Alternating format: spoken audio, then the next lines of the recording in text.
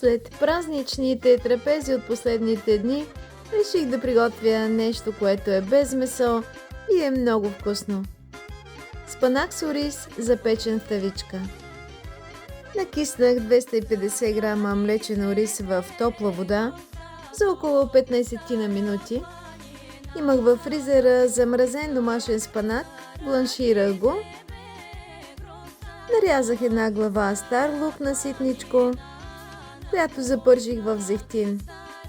Може да се ползва, разбира се, олио или масло, или смес от олио и масло.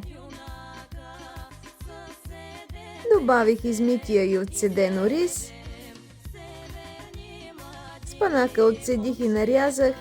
Той беше около 200 грама, но винаги може да се ползва повече, според вкуса и наличността, разбира се. Добавих и него. 150 мл доматино пюре и още 50 мл вода.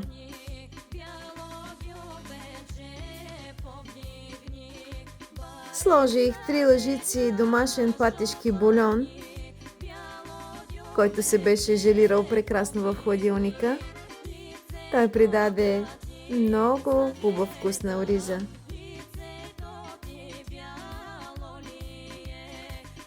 Една купичка вода също, сол и подправки на вкус.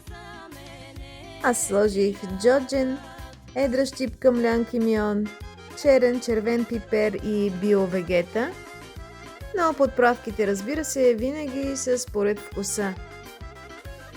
Прехвърлих в тавичка и добавих още една купичка вода. Пекох в предварително загрята фурна на 190 градуса за около 25 минути.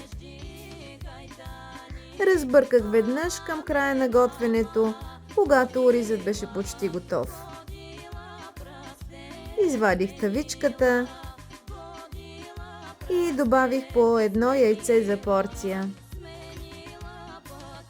Моите порции са 5 и яйцата са 5.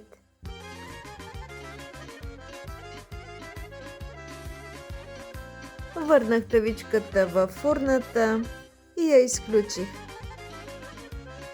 След около 10 минути яйцата са вече готови. Извадих и наръсих с накълцан магданоз. Сервирах по едно яйце на порция. Към всяка чиния добавям и по една супена лъжица кисело мляко. Получава се много голяма вкусотийка, която ви препоръчвам да пробвате. Ако сте любители на спанак с ориз, този вариант ще ви хареса много. Още интересни идеи за готвене ще откриете в плейлистите на акаунта.